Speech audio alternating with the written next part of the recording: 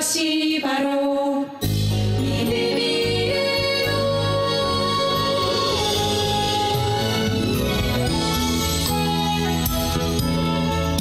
느낄 수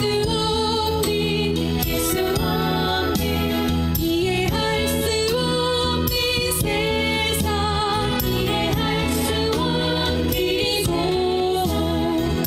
그 안에 계신 당신이 보길 원할 세상.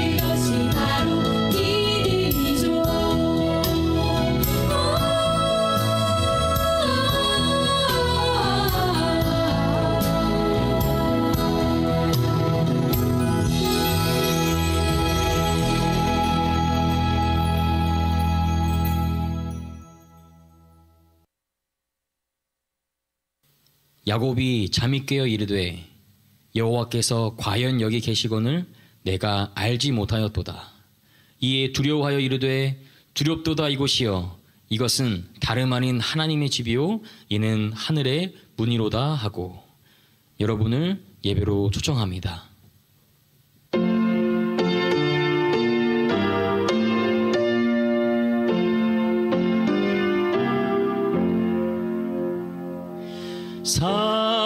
살아계신 주의 영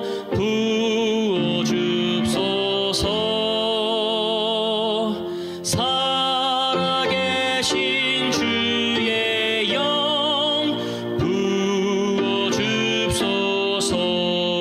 부어줍소서.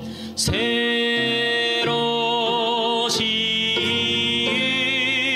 내 마음 속에 살아계신 주의 영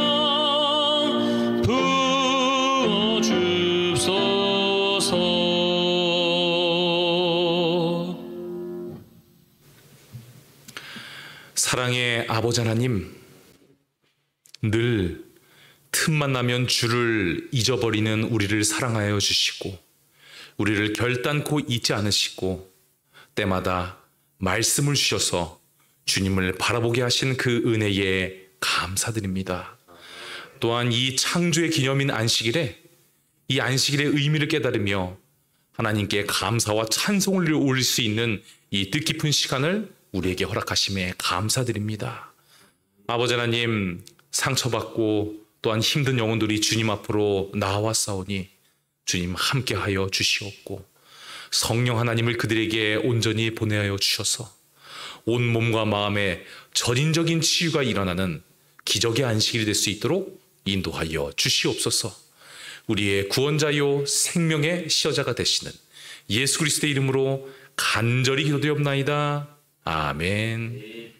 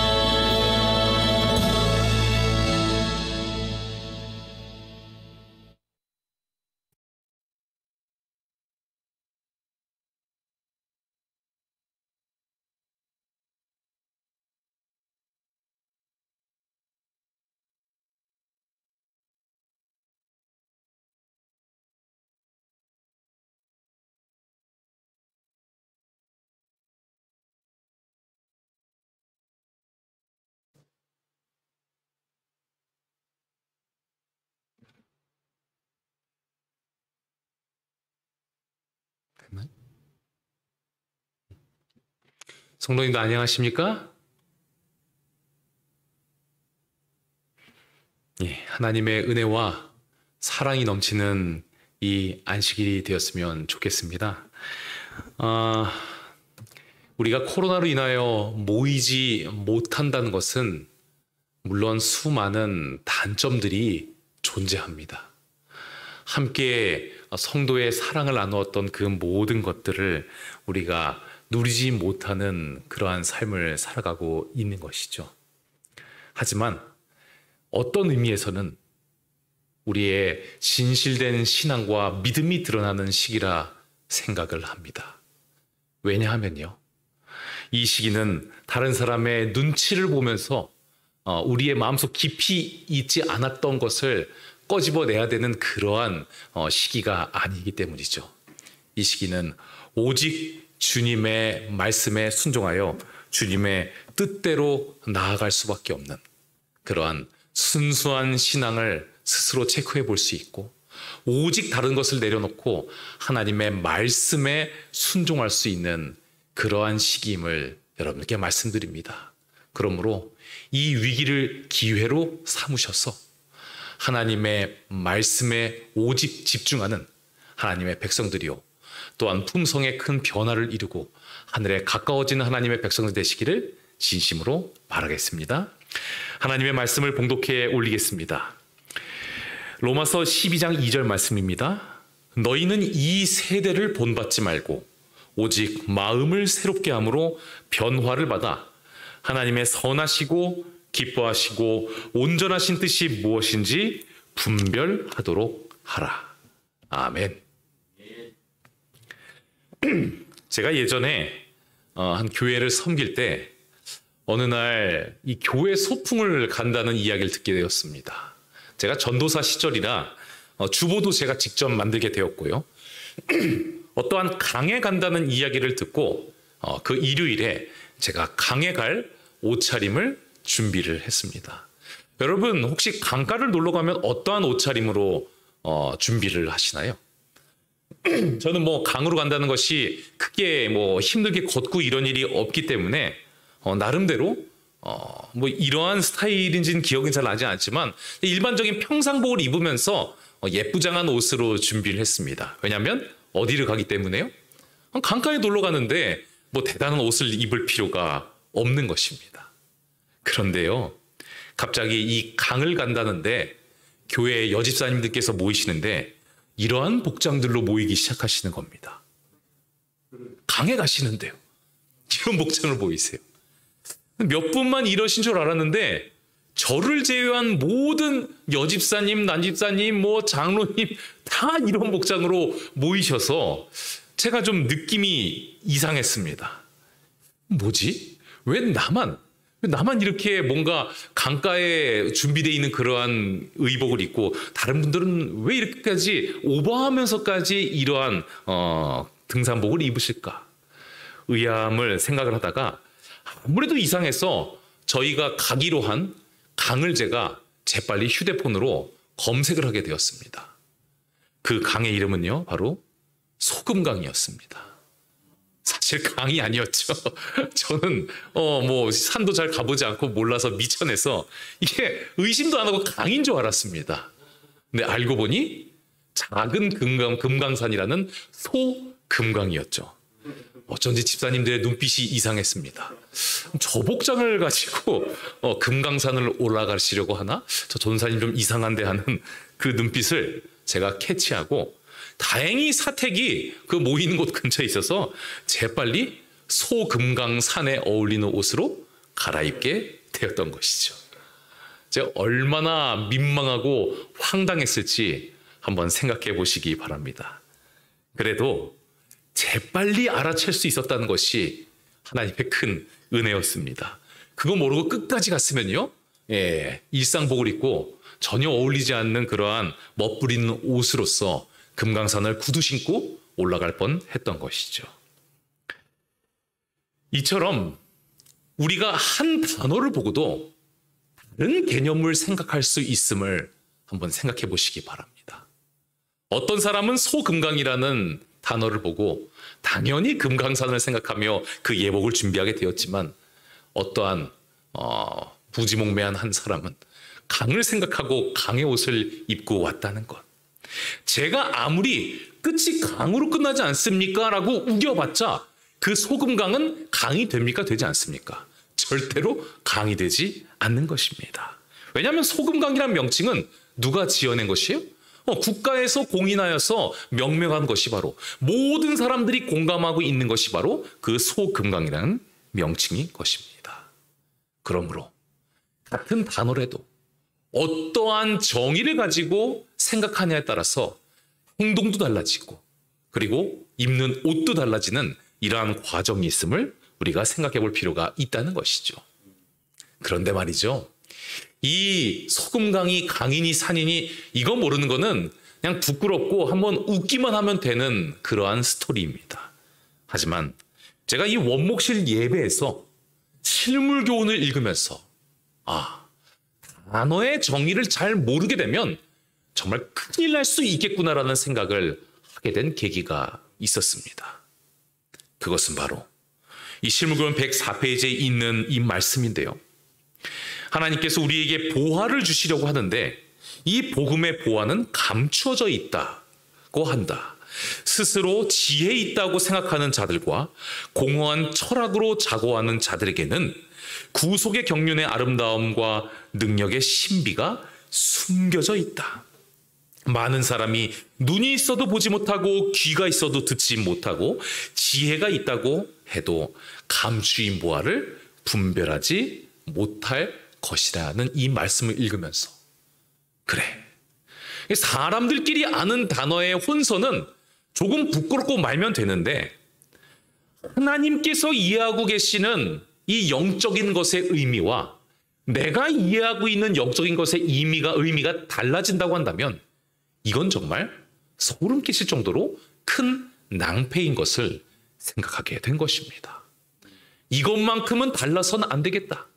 하나님이 생각하시는 복음과 그 보화는 나에게 있어서도 그대로 그 하나님께서 명명하시고 정의하신 그대로 내가 알고 있어야 이 순간, 예수님을 믿고 있는 이 순간에도 내가 떳떳이 하나님 앞에 주님, 제가 주님 앞에 온전한 삶을 살아갈 수 있도록 인도하여 주시옵소서. 제가 복음이 무엇인지 알게 하여 주시고 하늘의 보화가 무엇인지 알게 하여 주시옵소서. 하늘의 의미를 모르고는 내가 제대로 된 신앙생활을 할 수 없겠구나라는 그런 생각을 하게 되었던 것이죠. 혹여나 이 노란색 글씨처럼 내가 공허한 철학이나 내가 스스로 지혜 있다고 생각을 했거나 그러한 생각으로서 내가 꽤 많이 알고 똑똑하다는 나의 경험을 통해서 하나님의 이 성경 말씀을 왜곡되면서 바라보며 살아가고 있지는 않았는지, 그로 인해서 잘못된 신앙을 해왔고 잘못된 신학을 가르치면서 살아오지는 않았는지, 그것에 대해서 깊이 묵상하고 기도하는 시간이 되었던 것이죠. 하나님과 우리가 하나님의 것에 대한 그 정의가 일치되지 않는다면 우리의 삶에 큰 문제가 이르러옴을 우리는 마태복음 24장 양과 염소의 비유를 통하여 알 수가 있는 것입니다. 잘 아시다시피 양은 주님의 편에 선 자들이고 염소는 그렇지 못한 자로서 마태복음 24장에는 그 내용이 기술이 되어 있습니다.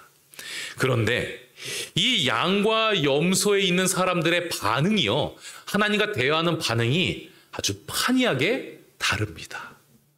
하나님께서 이 양의 무리들에게 무엇이라고 말씀하셨어요? 내가 언제나 나를 먹이었고 나를 채워주었고 나를 돌보았고, 그런데 이 양의 무리들은 뭐라고 얘기합니까? 하나님, 저는 그런 적이 없는데 제가 언제 그랬습니까? 내가 가난한 자와 줄인 자를 먹일 때 그것이 곧 나에게 한 것이라고 하나님께서 말씀하시자 그제서야 그들은 하나님이 생각하시는 돌봄이라는 것은 그러한 것이구나. 내가 돌보고 싶은 사람만 돌보는 것이 아니라 세상에 외면되어 있는 그러한 사람들, 그러한 가장 약하고 돌봐봤자 도움이 되지 않는 사람들을 돌보는 것, 지극히 작은 자를 살피는 것이 하나님이 인정하시는 돌봄이라는 단어이구나 하는 것을 그들이 깨닫게 됩니다. 하지만 그 하나님의 개념과 불일치함으로써 깨닫게 되는 백성들도 있었는데 바로 어느 편의 선자들이었어요? 이 염소의 편의 선자들이었죠. 하나님, 제가 하나님을 위하여 뭐 헌금도 내고 뭐 먹이고 다 했습니다. 근데 뭐 제가 하나님을 돌보지 않았나요라고 그들이 따지자. 그게 아니다. 하나님 나라의 돌봄이란 많은 사람들이 돌보지 않고 유익이 되지 않는 작은 자들부터, 가장 연약한 자들부터 돌보는 것이 이 세상이 아니고 하나님 나라에는 돌봄이라는 정의이다라고 하나님께서 말씀하여 주신 것이죠. 이 양의 무리와 염소의 무리는 두 무리 다 어찌 보면 열심히 누군가를 돌봤을지 모릅니다. 하지만 그 돌봄의 방식이 하나님께서 하늘에서 인정하는 방식이 되어야, 그래야 양의 무리에 설 수 있음을 하나님께서는 마태복음 24장을 통하여서 우리에게 말씀하여 주시는 것이죠. 그러므로 우리는요, 하나님께서 우리에게 주신 놀라운 이 영적인 기별들에 대한 정의를 연구하는 백성이 되어야 합니다. 이 세상의 수많은 지식인들이 만들어낸, 철학적으로 만들어낸 그런 정의가 아니라 오직 성경에 기초한 하나님께서 생각하고 계신, 우리에게 전달하고 싶어 하시는 그 성경적인 복의 정의를 우리는 잊지 않으며 그것을 찾아나가고 탐구해 나가며 말씀을 온전히 탐구하는 하나님의 백성이 되어야 한다는 것이죠. 이 신비가 숨겨져 있다고 기록이 되어 있지만 하나님께서는 이 반대의 개념도 실물교훈 통해서 연이어서 말씀을 하십니다. 숨겨져 있다고 표현했지만 알고 보니 숨겨진 게 아니다. 하나님께서는 당신의 진리를 사람들에게 숨기지 않으신다. 뭐 전혀 반대의 말씀이 기록되어 있는 것 같지 않습니까? 사람들이 자기가 하고 싶은 대로 행하기 때문에 그 진리가 저희에게 분명하지 않게 된 것뿐이다라고 이 하나님의 말씀에는 기록이 되어 있는 것이죠. 사실은 하나님께서는 우리에게 주어진 이 성경 말씀을 그리 이렇게 어렵게 적어놓지 않으시고 그냥 단순한 지식과 마음과 믿음만 가지고 보면 써져 있는 그대로 믿기만 하면 된다라고 우리에게 말씀하여 주셨는데, 사람들이 세상적인 학문과 철학을 가지고 하나님의 것들을 왜곡하고 비틀어서 바라보고 전하기 때문에 스스로 사람들이 이 진리를 숨겼더라고 하나님께서는 안타까워하시며 우리에게 이 말씀을 하시는 것이죠. 내가 숨긴 게 아니라 누가 숨겼다? 너희들이 숨겼다. 성경은 그렇게, 물론 어렵고 오묘한 것도 있지만 중요한 성경의 진리들은 읽으면 답이 나오는 것이더라고 우리에게 하나님께서는 말씀하고 계시는 것입니다. 우리는요, 이 하나님이 사용하시는 단어의 뜻을 잃지 않은 삶을 살아가야 할 것입니다. 그래야 마지막 날에 염소가 아니라 양의 무리에 설 수 있는 것이죠. 그리고 특별히 우리가 하나님과 함께 그 정의와 개념을 일치시켜야 되는 중요한 단어는 사랑입니다. 이 세상에 이상한 사랑들이 얼마나 많습니까? 그 사랑, 그리고 수많은 학자들이 만들어낸 철학적이고 이성적인 이 세상 기준으로 숭고한 사랑으로서 하나님의 사랑의 학문을 바라보게 된다 그러면 그 사람들은 결단코 양의 무리에 설 수 없음을 우리는 수많은 말씀들을 통하여 깨달을 수 있는 것이죠. 이 세상의 사랑이 아니라 하나님 나라의 사랑, 하나님께 인정받을 수 있는 그 사랑의 정의를 우리의 가슴속에 깊이 새겨야 우리는 하나님을 닮은 사랑을 부으며 하나님을 닮은 사랑을 전할 수 있는 백성이 될 것입니다. 그러므로 이 시간을 통하여서 성경이 말하는 사랑, 말씀이 말씀하시는 사랑, 예수 그리스도의 사랑을 온전히 깨닫고 그 사랑을 마음속에 품게 되는 모든 하나님의 백성들 되시기를 진심으로 바라겠습니다. 사랑하는 성도 여러분, 사랑이란 무엇일까요? 제가 이 질문을요, 제 옆에 앉아있는 우리 김아람 전사님께 질문을 드렸습니다. 이 질문을 드리자마자 우리 전사님의 무엇이 흔들리냐면 이 동공이 흔들리기 시작하는 모습을 보게 됩니다. 막 눈이 막 흔들려요. 이거 뭐라고 얘기하지? 여러분, 사랑이 어렵나요? 근데 사랑이 또 쉽나요? 이 참 애매한 단어입니다. 참 쉬운 것 같아요. 우리 평상시에 사랑을 많이 느끼고 살잖아요. 그런데 또 사랑에 대해서 이야기하려고 하면 어려워요. 왜냐하면 이 사랑이 너무나도 다양하고 너무나도 답이 많아요. 답이 한 개인 것은 물어보면 바로 대답할 수 있는데 이 사랑은 이렇게 말해도 사랑이고 저렇게 말해도 사랑이다 보니 정답을 맞히기가 어려운 것입니다. 그래서 그것을 알았던 우리 김아람 전사님은 왜 나한테 이런 질문을 하시나 이러한 표정인지는 모르겠지만 슬퍼하는 표정으로 대답을 잘 하지 못했던 것입니다. 그래서 전사님 절대로 사랑을 맞힐 수 없습니다. 제가 갖고 있는 이 사랑의 정의를 딱 하나만 가지고 문제를 냈는데 그 사랑은 바로 저의 둘째 딸입니다. 제 둘째 딸 이름이 사랑이거든요. 이걸 어떻게 맞춥니까? 맞출 수가 없어요. 이것은 뭐 교수님들도 맞출 수 없는 정의인 것입니다. 이처럼요. 사랑이라는 것에 대한 답이 무궁무진하고 정말 답하기가 어려운 그런 복잡한 것임을 우리는 알게 되는 것이죠. 여러분, 사랑의 5가지 언어에 대한 연구에 대해서 혹시 들어본 분이 계십니까? 이 5가지, 이 사람이란 존재가요, 이 5가지를 전부가 아니라 대부분 이 중에 한 개에서 3개 사이를 충족을 시켜야 그것을 받아야 사랑이라고 느끼게 된다는 것입니다. 그래서 어떤 사람은 스킨십과 봉사를 경험해야 내가 사랑받았다고 생각하는 사람, 필수적으로 꼭 저 2개가 돼야 되고, 어떤 사람에게는 시간 또는 선물을 받아야 내가 사랑받았구나라고 생각을 하는 것이죠. 그러한 사람들에게는 아무리 말 잘해줘봤자 에이, 나에게 시간도 안 쓰고 선물도 안 사주면 그건 사랑이 아니지. 그렇게 된다는 것입니다. 이 사람이란 존재가 사랑에 대한 정의가 이렇게 다양하다는 것이죠. 저희 집사람은요, 이 사랑에 대한 5가지 언어 중에 거의 2가지만 챙겨주면 됩니다. 말과 시간을 챙겨주면 됩니다. 그 이야기인 즉슨요, 오랜 시간 동안 말을 해줘야 된다는 얘기죠. 그것만 정말 해주면 돼요. 얼마나 감사한 일인지 모릅니다.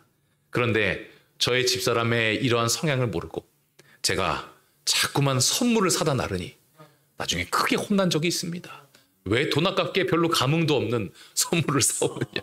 그분에게는 이게 중요하지 않은 것이에요. 그런 것이죠. 이게 사람들의 사랑의 정의가 이렇게 다른 것입니다. 그런데 세상에서 사랑의 정의가 각각 다르다면 그거는 어떻게 좀 이해하고 그리고 나중에 AS가 좀 될 수도 있는 것인데, 이 구원을 위한 목적에 존재하는 집단인 교회 내에서의 이 성도들 간에도 사랑의 정의가 달라서 서로 싸우고 분열을 일으킴으로써 함께 하늘로부터 멀리 떨어지는 삶을 살아갈 수 있는 것이 더욱더 중요한 문제임을 우리는 잊지 말아야 한다는 것이죠. 여러분, 기독교 세계관에서 사랑이란 무엇일까요? 이것도 여러 가지 의견이 분분합니다. 제가 한 이야기를 들려드리도록 하겠습니다. 이 기독교 세계관에서 가슴 뜨거운 사랑으로서 하나님의 사랑을 주로 경험하는 사람들도 있고, 그리고 우리의 미래를 걱정하여서 우리에게 때로는 하나님께서 성경을 보면 겁도 주시잖아요. 그거 부정하면 안 됩니다. 왜냐하면 없는 겁이 아니라 엄연히 우리에게 닥쳐올 시련과 그리고 심판에 대한 사실을 알려주는 것이 우리에게 겁이 된다면, 필요하다면 하나님은 그것도 하시는 그러한 사랑의 하나님이심을 우리는 생각해야 하는 것인데, 이처럼 지적인 하나님의 사랑을 경험하고 있던 이 두 부류의 사람들이 서로 문제를 일으킬 때가 많습니다. 제가 아는 한 청년반의 이야기를 듣게 되었습니다. 그 청년반 지도자 분께서 어느 날 안식일인데요, 그 한 청년의 집에 이제 청년들과 다 함께 가게 되었어요. 근데 그 청년들 중에 남청년들이 많았다고 합니다. 그리고 그 남청년들은요, 이 성경 말씀을 그렇게 막 연구하고 평상시에 순종하고 이 정도 수준이 아니라 아직 뭔가 좀 덜 무르익고 겨우겨우 그냥 교회 정도 나오는 믿음을 갖고 있던 청년들이죠. 그런데 그 지도자가 청년들 앞에서 선물 꺼내듯이 두 손에서 쫙 뭔가를 꺼냈다고 합니다. 아직 해가 떠 있는 안식일인데 바로 이 물건을 꺼낸 것입니다. 이게 뭔지 아니? 바로 게임을 할 수 있는, 비디오 게임을 할 수 있는 이 컨트롤러, 이 조이스틱이야 하면서 꺼내자 이 남청년들은 뭘 했을까요? 환호성을 지른 것입니다. 이야, 역시 우리 마음을 잘 알아두시는 우리의 지도자님이시구나. 이렇게 이야기를 하면서 오후에 신나게 게임을 하게 되었다는 이야기를 듣게 되었습니다. 그거로 인하여서 이 청년반이 두 쪽으로 갈라지게 되었어요.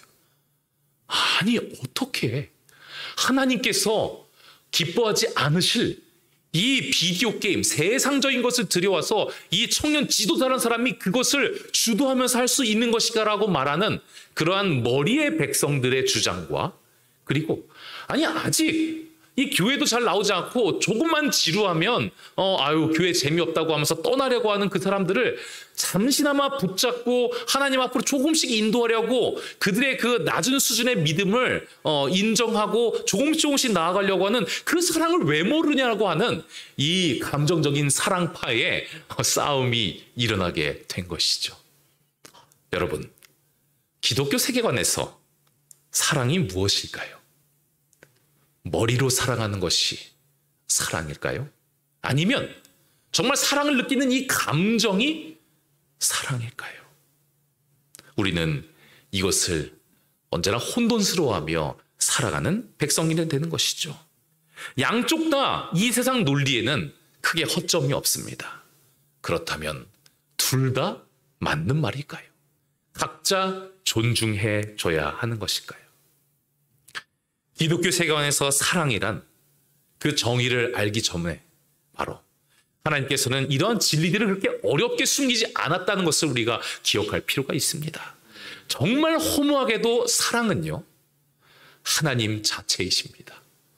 하나님이 우리를 어떻게 대하셨는지, 우리에게 이성적으로 대하셨는지 아니면 감성적인 마음으로 대하셨는지, 아니면 그것도 아닌 저것도 아닌 무엇인지에 대해서 그냥 사랑이 하나님이란 정인이 하나님의 마음과 하나님의 그 행동, 그 하나님의 모든 과정을 바라보게 된다면 우리는 하늘에서 인정받는 하늘의 사랑을 알고 경험할 수 있게 될 것입니다. 그러면 하나님은 하나님의 백성들을 어떠한 마음으로 사랑하셨을까요? 우리는 이 매우 감성적으로 이 백성들을 사랑하는 듯한 예수 그리스도의 모습을 누가복음 19장을 통하여 발견하게 됩니다. 이곳에는요, 드디어 예루살렘에 이 나귀를 타고 입성하신 예수님, 그 옆에서는 백성들이 너무도 신이 나서 무엇이라고 소리를 질러요? 호산나, 호산나. 가장 높은 곳에 호산나라고 외치는 것은 그들이 어떠한 마음을 가지게 되었냐면 이제 이 예수님을 필두로 하여서 저 로마를 물리치고 전 세계의 중심이 되는 대군사 대제국을 일으킬 것이 확실해졌다. 저분은 우리의 지도자이므로 우리가 이 육적인 이 세상의 왕국을 건설할 것이다. 이렇게 인기가 많으시고 추종자가 많으니 우리는 되었다며 기뻐하며 소리를 지르는 그 백성들, 그들의 이야기가 있는 것입니다. 그런데 이토록 기뻐하는 백성들 앞에서, 이토록 큰 희망을 가지고 있는 백성들 앞에서 예수 그리스도께서는 어떠한 모습을 보이시냐면 억누를 수 없는 고뇌의 눈물을 흘리시고 신음을 하셨다라고 기록이 되어 있습니다. 군중들이 갑자기 침울해졌죠. 찬물을 끼얹은 듯한 분위기가 형성이 된 것입니다.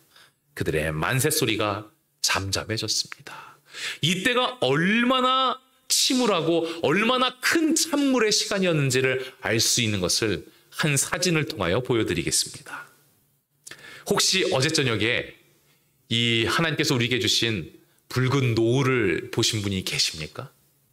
너무 감동스러워서 저와 박작 전사님이 이 명당을 찾아서 하늘 높은 곳으로 올라가서 이 사진을 겨우겨우 찍게 되었습니다. 이 사진이요, 얼마나 아름다운지. 사실은 사진보다 눈으로 본 것이 더 아름답지만 어떻게 하면 담을 수 있을까에 대해서 고민하면서 이 사진을 찍었는데요. 이 사진 한번 잘 보시기 바랍니다. 노을만 아름다워서 제가 이곳에서 사진을 찍은 것이 아닙니다.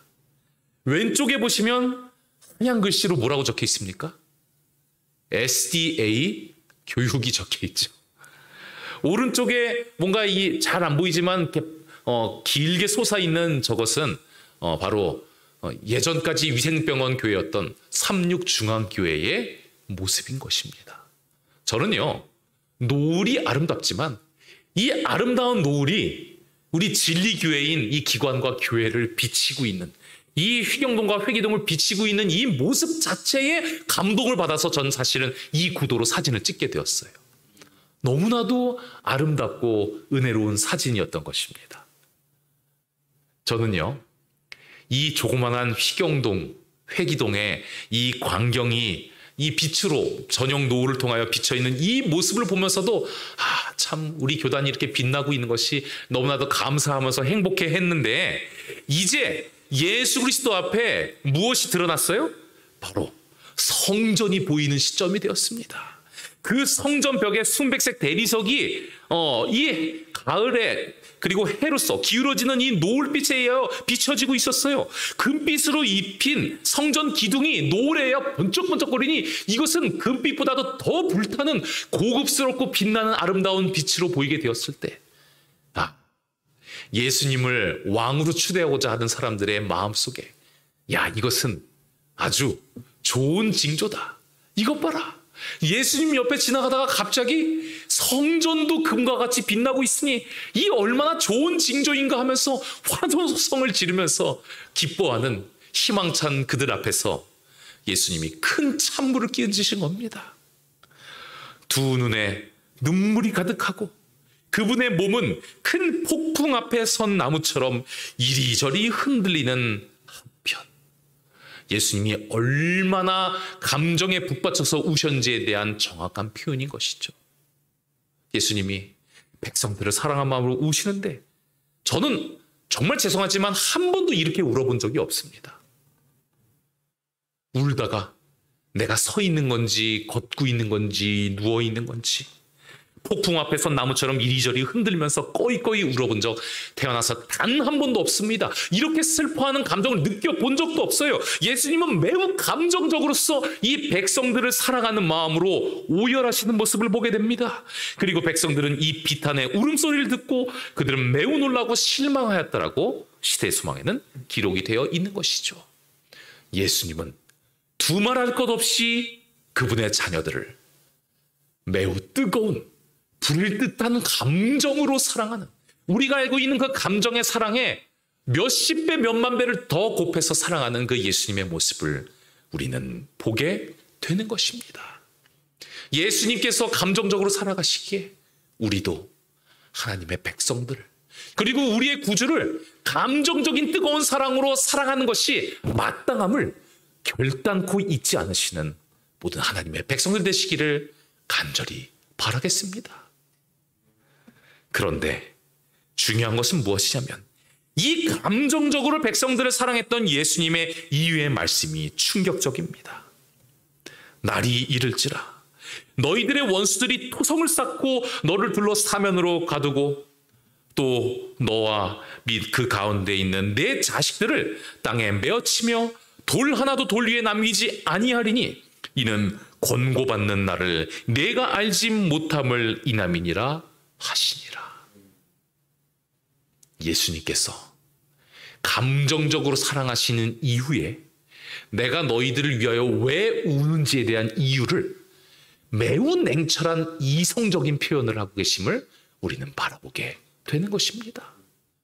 이런 일도 없는데 예수님이 우실 필요도 없는 것이죠. 사실 예수님이 그냥 우시면 그게 더 이상한 분이라는 것입니다. 우실 만한 이유가 있어요. 아주 정확하게 이들은 이대로 이렇게 살다가는 망하게 되는 것입니다. 하나님의 말씀을 받아들이지 않고 예수님께서 하시는 그 권고대로 그 말씀에 순종하지 않는 삶을 살아가게 된다면 이 예루살렘 주변에 토성이 쌓이게 되고, 그리고 그 안에 있는 사람들이 우리 역사적으로 다 알지 않습니까? 예루살렘의 멸망 사건, 바로 로마의 타이터스 장군, 그 장군이 이 예루살렘 성을 두르게 되고, 그리고 그 가운데서 너무 배가 고파서 서로가 서로를 잡아먹고 부모가 자식을 잡아먹을 정도로 끔찍한 삶을 살아가다가 그들이 최악의 죽음을 맞이하게 된걸 우리는 역사적으로 알지 않습니까? 그 모습을 예수님께서는 미리 바라보게 된 것입니다.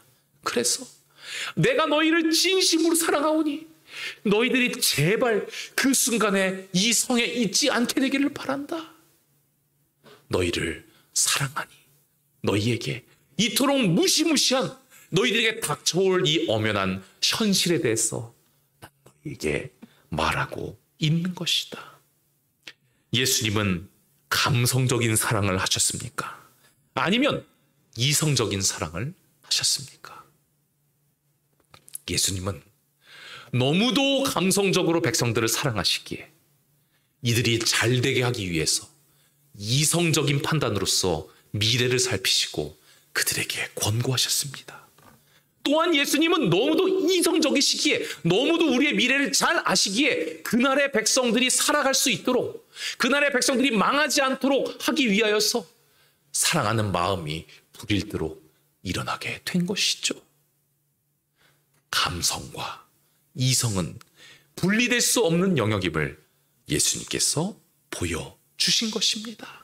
진정으로 누군가를 사랑하면 그를 위하여 이성적으로 고민하고, 진정으로 이 세상이 어떻게 흘러가는지, 그리고 사랑하는 백성이 지금 이 세상의 흐름과의 비교해서 어떠한 삶을 살아가고 있는지 제대로 판단하는 백성은 또한 그를 구원하기 위한 사랑의 마음이 일어날 수밖에 없다는 것. 하나님의 사랑이란 결단코 이성과 감성이 분리될 수가 없는 것임을 하나님은 우리에게 보여주셨던 것이죠. 그러므로 이 청년 지도자의 행동은 절대로 옳은 행동이 되지 못합니다. 명확한 답이 있는 것입니다. 이 일부 청년들에게는 서로 통하는 사랑의 의미였어요. 이렇게 믿음 약한 나를 이렇게 돌보신 우리 지도자님, 게임기 가져와셔서 감사합니다라고 했을지는 모르겠지만, 이 사랑은 하나님 나라에서는 인정받을 수 없는 사랑입니다. 왜냐하면 이 사랑은요, 안타깝게만 보고, 그리고 뭔가 안타깝기에 함부로 하지 못하는 이런 감정적인 사랑만 있기 때문이죠. 하지만 그 낮은 단계의 사랑을 넘어서 이 사람의 미래까지 걱정할 만큼의, 정말 내 자식과 내 부모님을 보는 듯한 그러한 사랑을 가지게 된다 그러면 그 청년 지도자는 절대로 그렇게 행동하지 못했을 것입니다. 왜냐하면 하나님을 사랑한다는 것은 이것이니 우리가 그의 계명들을 지키는 것이라. 그 청년들을 진심으로 사랑했다면 하나님의 계명 안에서 최대한 사랑을 부어주는 선택을 했었어야 합니다. 왜냐하면 하나님의 계명에서 벗어나는 삶을 살아가게 된다면 하나님을 사랑하지 않게 되는 것이고, 그러면 구원의 문제도 장담할 수가 없어요. 악의 모양도 본뜨지 말라고 말씀하신 그 말씀에 순종하지 않는다면 그 잘못된 선택과 잘못된 경험을 통하여서 그 이외에도 죄를 쉽게 생각할 수밖에 없고 구원의 문제를 장담할 수 없는 백성이 된다는 것입니다. 그러므로 그 청년 지도자님은 이 백성을 뜨거운 가슴으로 사랑했기에 하나님의 말씀대로 살아갈 수 있도록 기도를 통하여, 또한 성령의 지혜를 통하여 그들에게 접근하는 하나님의 자녀가 되었어야 합니다. 이 뒷지도자를 제가 비난하고자 이 말씀을 드리는 것이 아니죠. 때로는 우리의 삶도, 우리의 생각도 이러한 생각이 있지는 않은지 고민해 봐야 한다는 것입니다. 전도라는 명목 아래, 사랑이라는 명목 아래, 그리고 그들을 주님 앞으로 인도한다는 명목 아래 하나님의 말씀을 무시하고, 또한 하나님께서 얼마나 큰 사랑으로, 얼마나 이성적으로 잘 계산하셔서 우리에게 복의 길을 우리에게 허락하여 주셨는데, 그래서 순종하라고, 우리 잘되라고 순종하라고 하셨는데 그것을 아무렇지도 않게 내 이성과 철학으로 무시해버리는 삶을 살아가고 있었나? 우리는 하나님의 감정적인 사랑뿐만 아니라 이처럼 우리의 먼 미래까지 걱정하시는 이성적이면서 우리를 진심으로 걱정하시는 이 머리의 사랑 또한 받아들이고 감격해야 올바른 하늘의 사랑을 소유하는 백성이 될 수 있을 것입니다. 결코 이성과 감성은 분리되지 않는 것이 바로 하늘의 사랑임을, 결코 이 감정과 순종은 분리될 수 없는 것이 하늘의 사랑임을 잊지 않는 모든 하나님의 백성들 되시기를 진심으로 바라겠습니다. 시대의 소망에는 이 분리라는 단어가 얼마나 끔찍한 단어인지에 대해서 우리에게 소개하고 있죠. 하나님과 사람을 영원히 분리시키려는 것이 사단의 목적이었다. 이 뱀이, 사단을 입게 된 이 뱀이 이 하와 앞에 가서 했던 이야기는 예수 그리스도 하나님을 의심하게 만들었죠. 이전까지는 사랑에 대한 정의가 하나님과 아담과 하와가 동일하였는데, 정의가 다르다. 하나님이 너희들이 눈이 밝아져서 하나님처럼 비슷해질까 봐 그것을 막는 것이 하나님의 사랑이다. 하지만 하나님은 그런 사랑을 품으신 적이 없으셨죠. 하나님의 사랑과 그리고 사람의 정의부터 바꿔놓는 것이 바로 죄의 시작이었음을, 분리될 수 없는 이 하나님과 자녀의 사랑을 분리시켜 놓았음을 우리는 바라보게 되는 것입니다. 우리는 성경을 통하여 봅니다. 성경에 보면 영과 혼과 몸을 분리시켜서 전하는 백성들이 얼마나 많습니까? 본래 분리되어 있지 않은 우리의 전인적인 몸, 하나님의 사랑을 받고 생명 가운데 살아가고 있는 자들을 영과 혼과 몸으로 분리하다 보니 이 초대교회에는 수많은 영지주의자들이 태어나게 되었죠. 몸과 영혼은 다르니 몸은 마음대로 술 먹고 마음대로 하나님이 금하신 음식들도 섭취하고 간혹 다른 데 가서 그들과 함께 제사도 드리고, 그리고 성적인 그 물라담을 통하여서 이방신 제사도 드리고 해도 관계없다. 왜냐하면 분리되어 있으니까. 영적으로만 하나님을 알고 있으면 몸은 더럽혀도 상관없다라고 주장하는 영지주의자들을 요한계시록은 영적 이세벨이라고 표현을 하고 니골라당이라고 표현하고 있습니다. 이것이 다 무엇의 문제예요? 분리되지 않아 있는 것을 억지로 사람이 분리시키게 되었을 때 일어나는 오류요, 잘못된 신앙임을 우리는 잊지 말아야 한다는 것입니다. 바야흐로 죄의 역사는 사탄의 분리의 역사임을 기억하시기 바랍니다. 하나님은 사랑하시기에 강권하시고, 그리고 명령하시고, 그리고 이성적으로 사람들에게 올바른 길을 주시고 순종을 우리에게 요구하시는 것입니다. 가늠한 한 여인, 예수님을 골탕 먹이기 위해 붙잡혀온 이 여인을 바라보시는 예수 그리스도를 시대의 소망은 정확하게 감정적으로 이 여인을 매우 사랑하는 동정하시는 구주라고 말씀하고 계십니다. 하지만 그녀를 동정하였기에 모든 그 참소하는 자들이 물러난 이후에 예수님께서는 그녀에게 이렇게 말씀하시죠. 가라사대 나도 너를 정죄하지 아니하노니 가서 다시는 죄를 범치 말라 하시니라. 내가 너를 사랑하노니 가서 그것만 기억하고 살라. 내가 구원받을 만큼 합당한 자녀이니 그거면 충분했다라고 말씀하지 않으시고, 내가 너를 너무도 사랑하니 앞으로 이러한 죄를 짓지 않도록 근신하여서 기도한 말씀 가운데 살아가도록 하여라.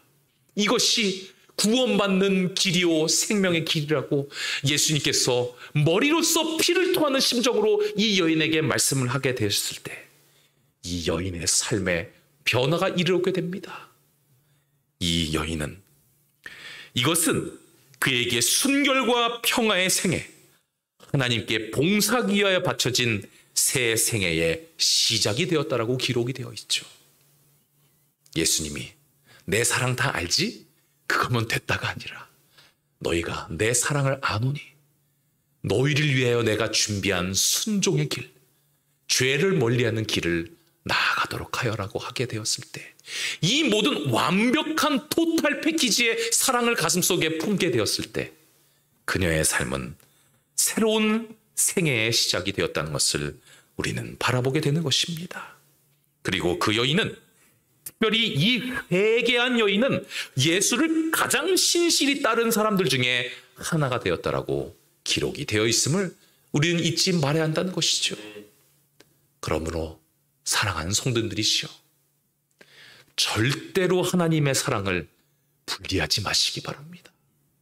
하나님은 우리를 어마어마하게 사랑하시기에 어마어마하게 독하게 우리에게 우리의 미래를 위하여 강권하시고 권고도 하십니다. 우리의 미래를 그토록 이성적으로 정확하게 잘 아시기에 그때 우리를 살리기 위하여 더욱더 뜨거운 감정, 긴박한 감정으로서 우리를 돌보시고 사랑하시는 하나님, 완벽한 감정과 완벽한 이성으로서 여러분들을 사랑하시고 여러분들의 인생을 돌보시는 하나님이 여러분들의 구주이심을 잊지 않으시는 모든 하나님의 백성들 되시기를 진심으로 바라겠습니다. 오늘의 마지막 말씀 한 이야기를 들려드리도록 하겠습니다. 여러분, 이 이수영 회장님에 대한 이야기를 혹시 들으셨습니까? 유명한 분들에서 아시는 분들도 계실 것입니다. 이분이 어느 날 카이스트에 자신의 가지고 있는 꽤 많은 재산을 기부를 하게 되었습니다. 얼마를 기부한지 혹시 아십니까? 얼마 정도 기부했을 것 같습니까? 박 전사님 맞춰보시겠어요? 이것도 어려운 질문입니다. 답이 많기 때문에. 5억! 예. 이분은요, 766억을 기부하셨습니다. 사장님인데 평생 모았던 돈을 다 기부를 하신 것이죠.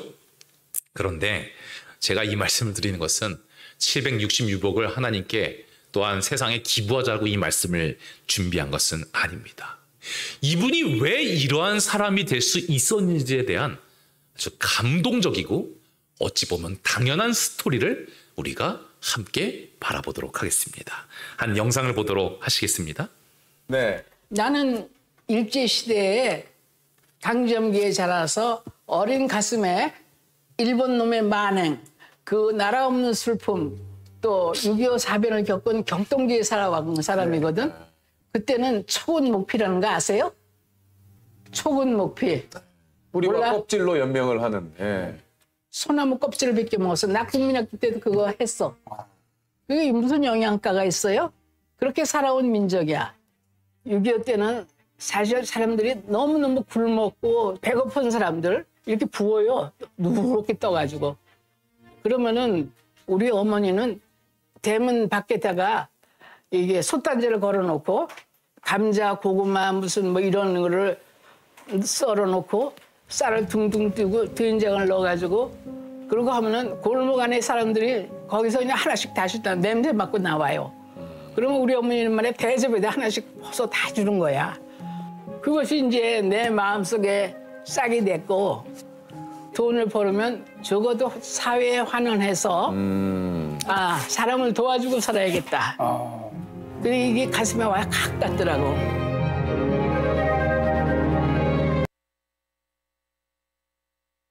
소리 아니겠습니까? 이분이 이렇게 훌륭한 일을 할 수 있었던 이유는 참으로 놀랍게도 별것 아닌 감자와 고구마 때문이었습니다. 별것 아닌 게 아니죠, 사실은요.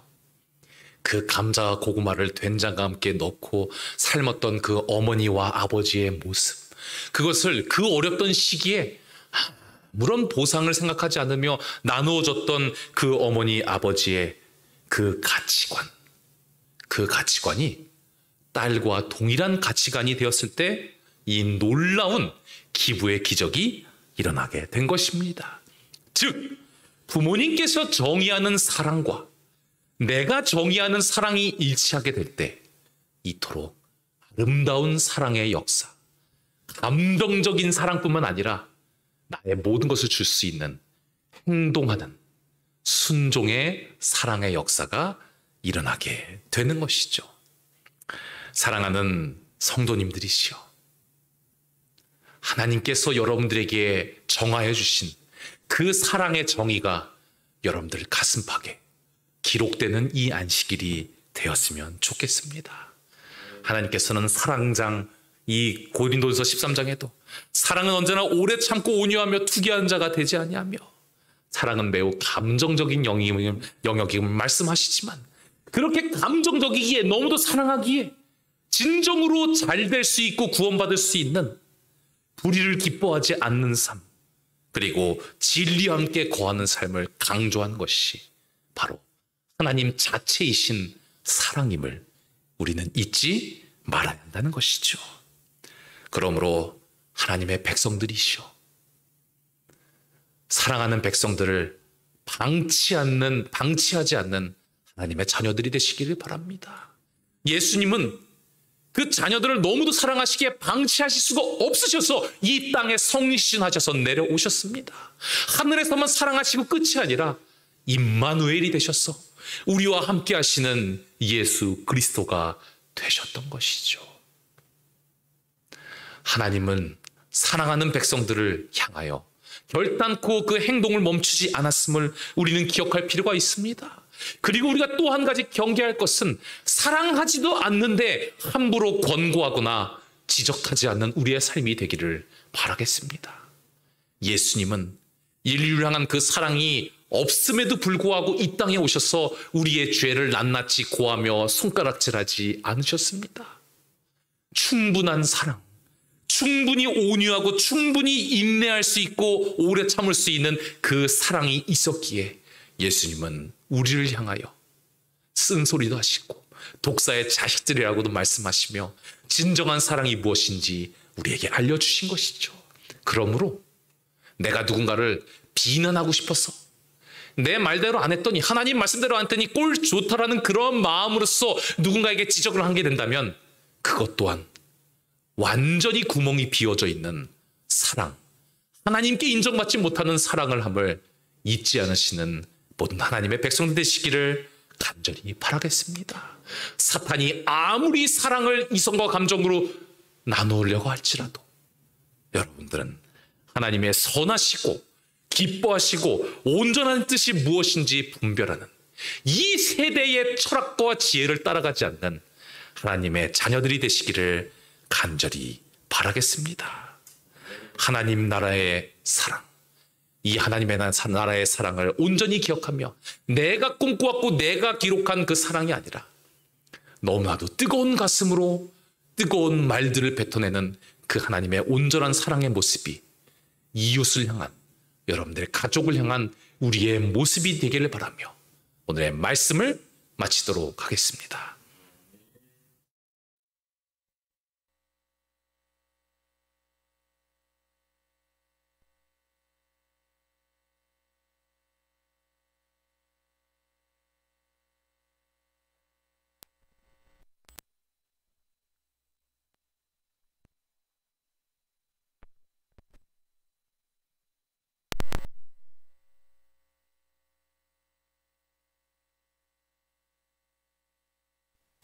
네, 49장 내 만문에 기다려 계신 주를 찬양하겠습니다.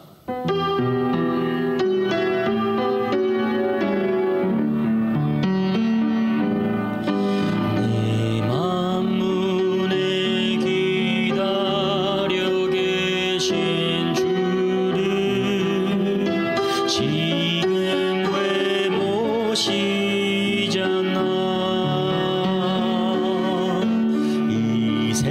세상에 무엇이 막으리요.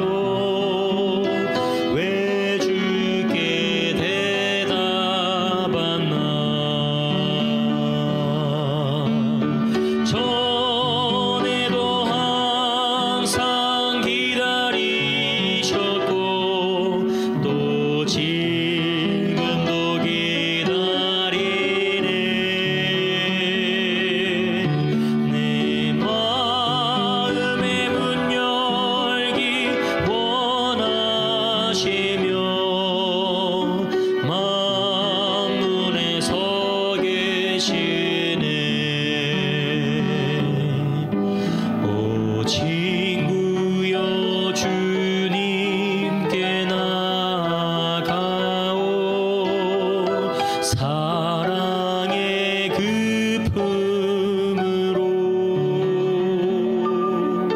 주 내 맘에 모시면 근심 없고 모든 것 해결되리.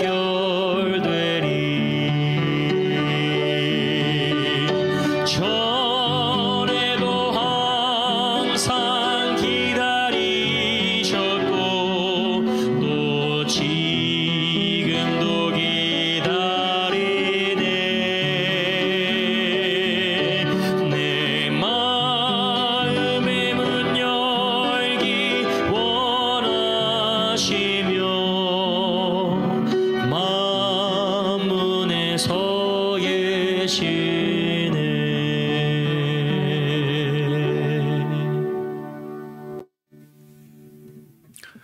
아버지 하나님, 우리를 사랑하셔서 이 땅에서 연합하며 복받을 수 있는 수많은 말씀을 주시고 영생에 이를 수 있는 순종의 말씀을 허락하신 그 은혜에 감사드립니다.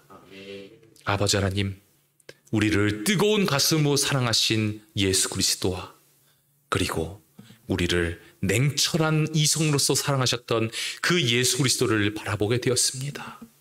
사탄이 아무리 우리의 삶에서 하나님의 것들을 분리시키려 하더라도 우리는 오직 주님의 말씀만 바라보며 주님께서 우리에게 주신 복의 길에 온전히 순종하는 하나님의 자녀들 될 수 있도록 인도하여 주시옵소서. 이 세상에 우리가 얻을 수 있는 구원이 매우 쉬우며 그리고 우는 사자 같은 사단이 그들의 힘이 없음을 우리에게 전하는 수많은 기별들을 버리게 하여 주시옵고 오직 근신하여 깨어서 살아가는 하나님의 말씀과 순종의 백성이 될 수 있도록 인도하여 주시옵소서.